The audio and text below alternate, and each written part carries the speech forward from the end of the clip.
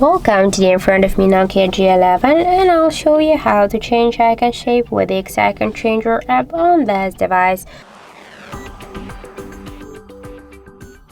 So first we should launch the Play Store application, and after that here in the search we'll enter the Icon Changer.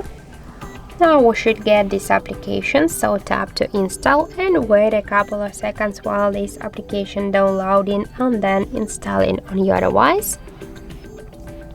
After that we just should open the application, so click here to open.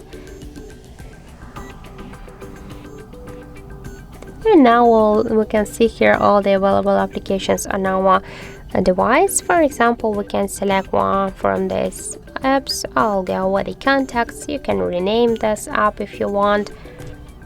Also, we can just select one from these available icons, or you can use the photo from your device gallery, or just take a picture just in camera app right now. For example, I'll go with this one, then just click here to OK on the right upper corner. After that, just let's wait and skip the ads here.